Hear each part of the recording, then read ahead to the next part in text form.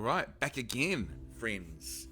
Actually had a few requests from people about my duo partner's Sorc build, so I thought I'd do a Sorc build video for him. Obviously, I'm not the one that does the build, so I'm not going to be giving you like an in-depth analysis, but I'm pretty sure I can speak for the skills and the armor set to a certain degree.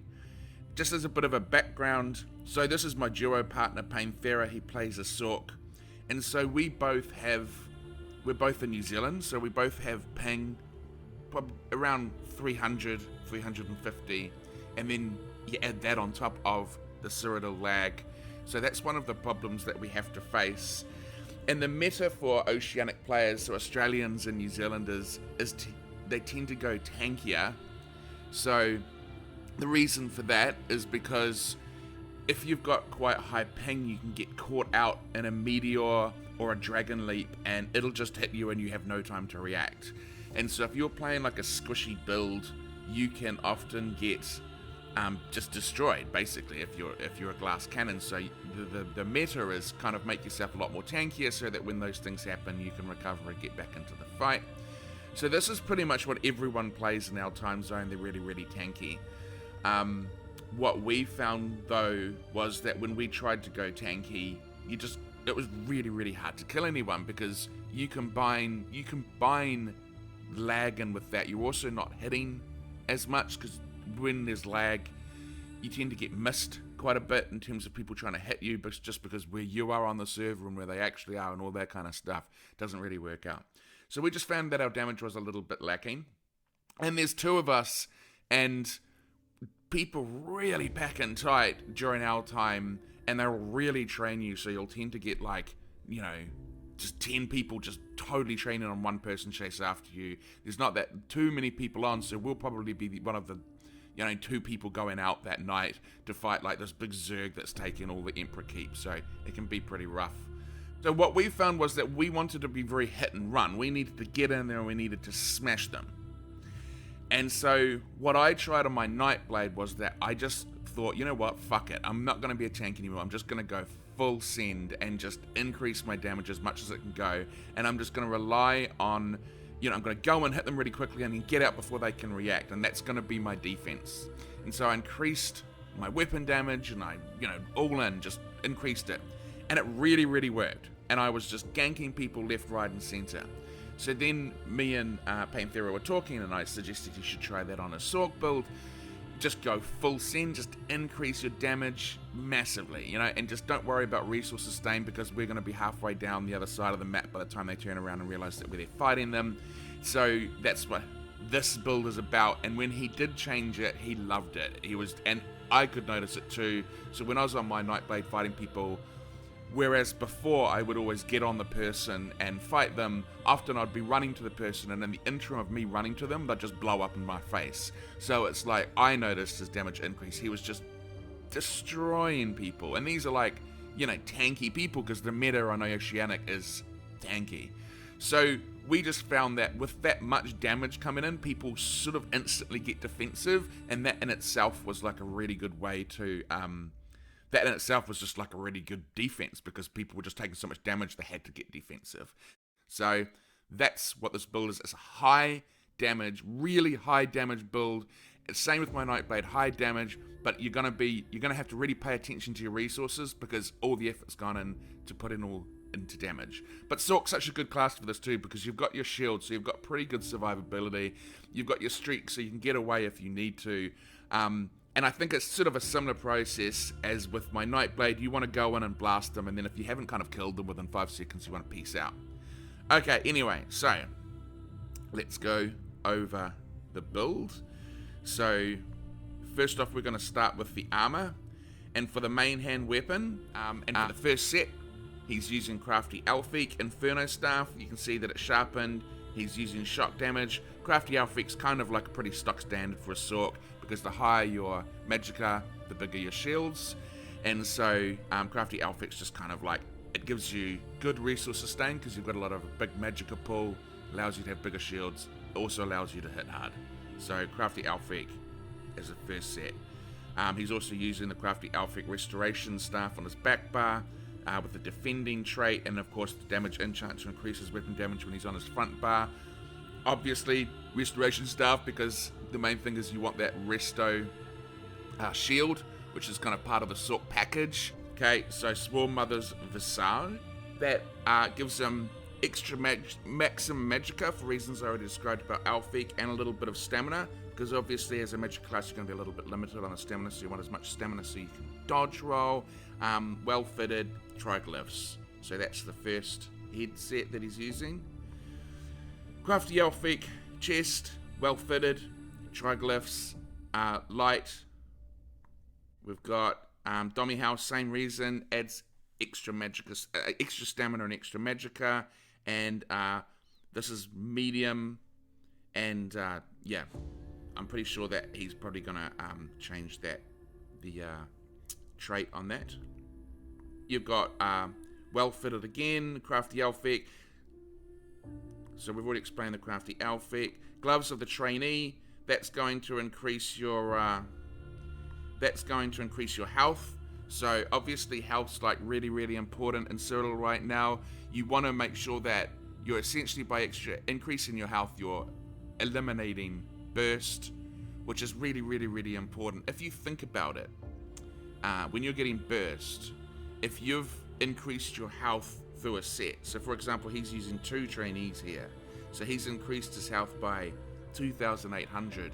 That's essentially, if you think about it, a 2,800 heal during a gank or during a burst combo from the opponent, because they have to get through that extra health to be able to kill you. And I know for a fact for myself that even just a small increase in health, like a 2k increase in health, can make a massive difference. So don't underestimate it. So yeah, gloves of trainee, well dodge again, he's using magicka, increase in magicka.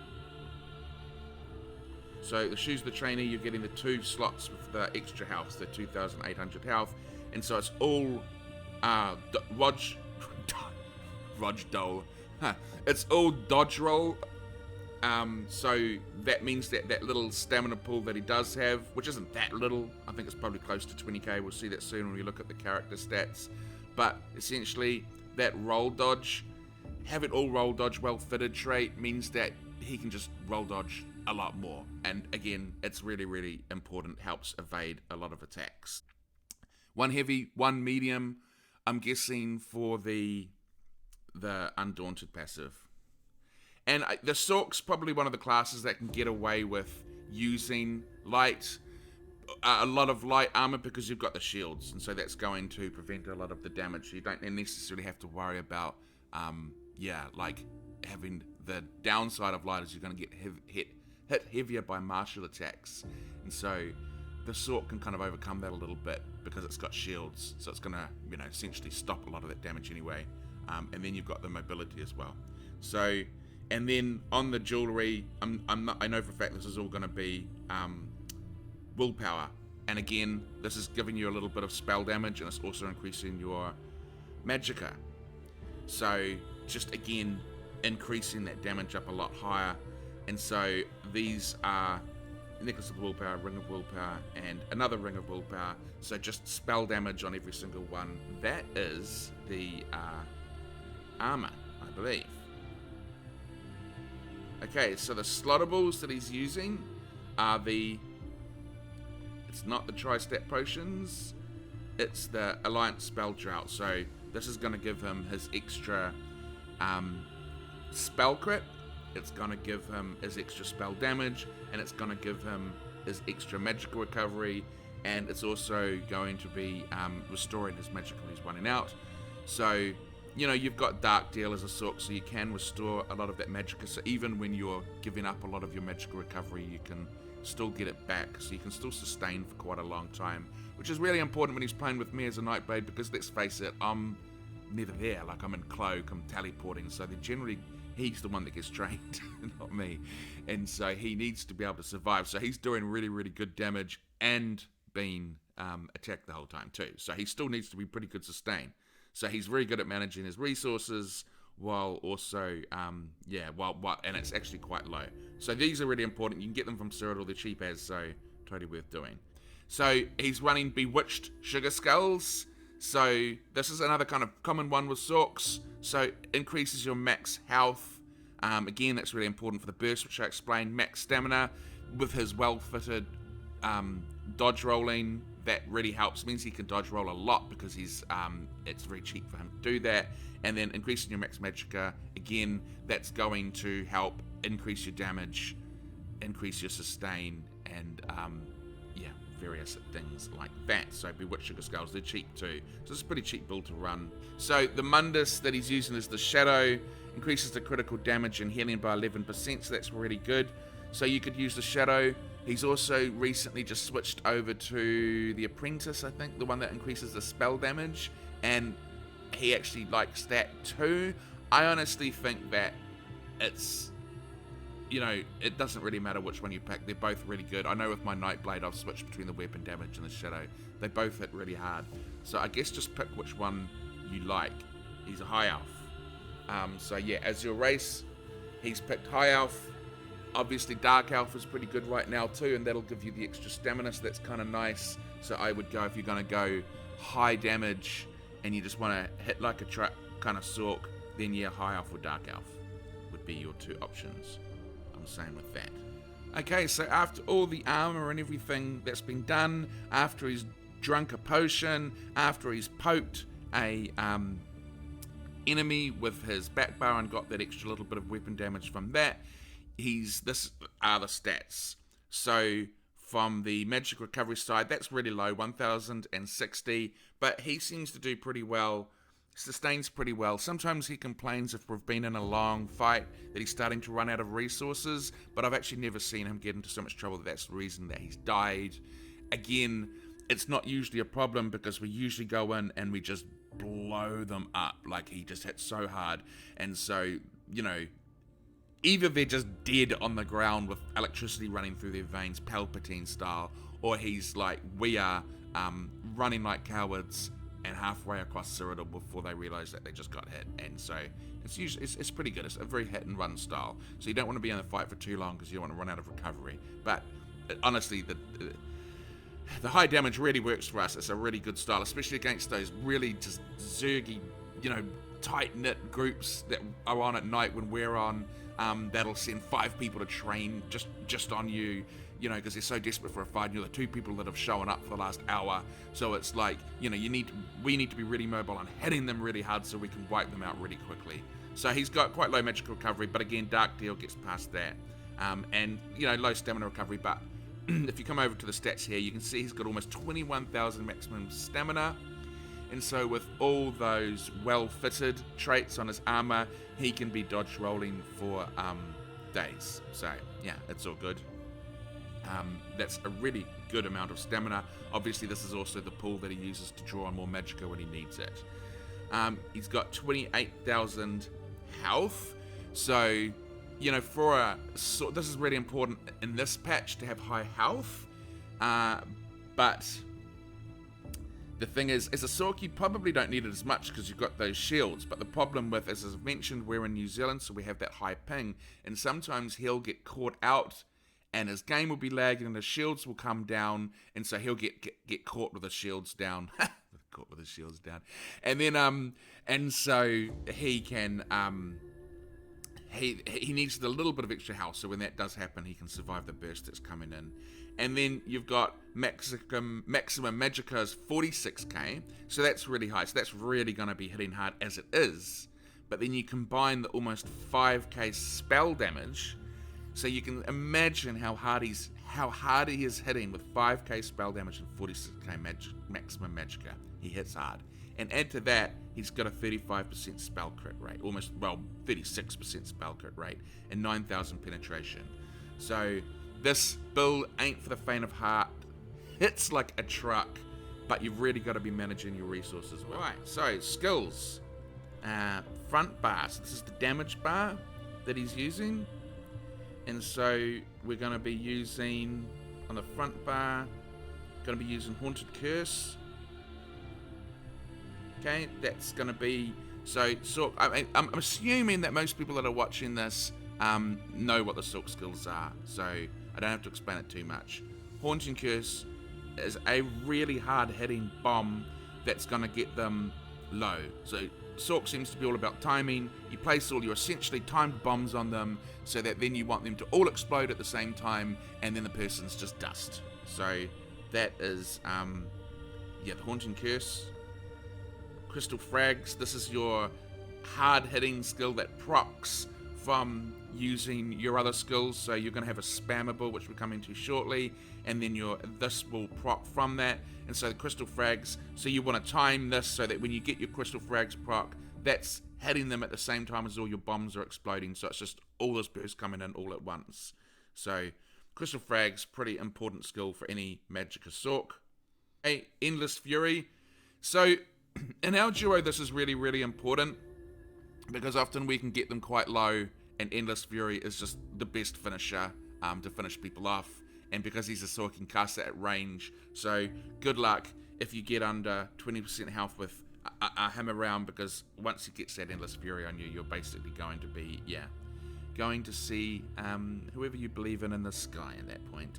And so Endless Fury, we've tried the build without it, but we just keep coming back to it because it's just such a good finisher. So Endless Fury's on the bar, that's part of the bombs, so that's going to explode when the enemy gets below 20% health for a lot of damage. So you've got your Haunting Curse, you've got your Endless Fury, both ready to explode. Okay, so he's using Crushing Shock as a spammable. So you put your Haunting Curse on, you put your Endless Fury on, you spam your Crushing Shock, you get your Crystal Frags proc, and you hit them with the Crystal Frags as if the Haunting Curse is about to go off, and then the Mage's Wrath finishes them off. That's basically the rotation. And then finally on the bar, the ultimate Sorc skill that gives us the mobility that we need is Streak.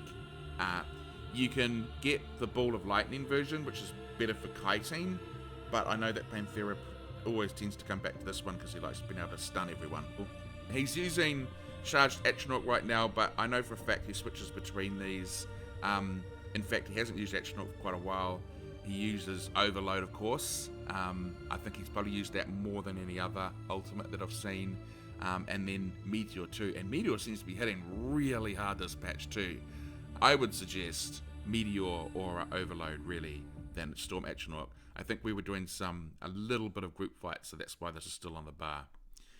And and then on the here we go. See, now he's going Ice Comet is his other one, or he uses Power Overload. Okay, so there you go. You got to realize that he's sending me these videos and I'm talking over them, so I'm seeing what you're seeing for the first time too, and just talking shit basically. So yeah, those are the 3 skills that he's using. Okay, back bar, we've got Race Against the Time. Now again, the choice here would be Race Against the Time or Boundless Storm for the extra survivability that it gives you, because it gives you more physical resistance, spell resist. Thing is, we're damage sluts, and so this gives you an extra 10% crit damage. So again, that's just increasing that damage that little bit more. Also, I noticed that when we were kiting, when he was using Boundless Storm, he was often getting immobilized, and so he switched over to Race Against the Time, and that really kind of cured that problem too, because then you can't be slowed down. So I think that overcompensates for the little bit of extra physical and spell resist that you'd get from the Boundless Storm. The other thing is that, as a Sorc, you have shields, so I guess that extra bit of resistance isn't really that important. We're trying to maximize the damage, so it just makes more sense to have Race Against Time on there. Important. Healing Ward. This is your Resto Ward. It basically heals you. If it's still on you, it basically heals you. And heals you for heaps. I'd say that's an overpowered skill. We've got Dark Conversion. This is where he's going to... So this converts... it's a heal, as well as it restores magicka from your stamina. So, he keeps spamming that. That's how he keeps his sustain going, is really using Dark Conversion a lot.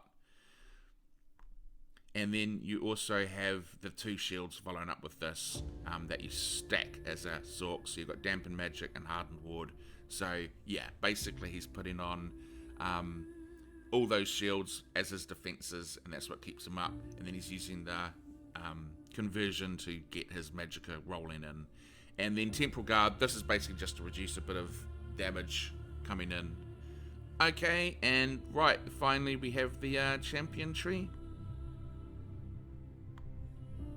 So I'm going to have to do this real quick. I'm not going to be able to maybe do this very well. So you've got extra magicka. He's using extra magicka for that. He's using precision, which increases his crit chance. So that's going to help, do the... And then I've got the fighting finesse, which is going to increase your critical damage and critical healing. And in here, he's putting some more into offensive penetration, just to increase with the penetration. So you can see we're really stacking into the damage here. Going to increase the target with single target attacks. So that again increases his damage by another 10%. And so then it increases magicka by 26 per stage. So that's increasing the magicka. And another one increasing your weapon and spell damage. So this is all about increasing the damage. And then in this tree, we're going for extra health. So again, that just helps with a little bit of survivability. This is just to get him through to the next skill, Bastion, which increases the shield. So that's probably a really important one for a Sorc to help with survivability, as it increases the shield size. And this is basically to help with a little bit of sustain so that he can dodge roll a lot. Obviously, he needs all the recovery he can get, so he's using rejuvenation, and then boundless vitality for the extra bit of health. Sorry, he's going through these a little bit quickly. I don't know how quickly he thought I was going to talk. Obviously, he thought I was going to talk pretty quick. But anyway, it's the championship tree. You can pause and have a look at what he's done. And we're not going to do the green tree because that's just about getting your horse fast.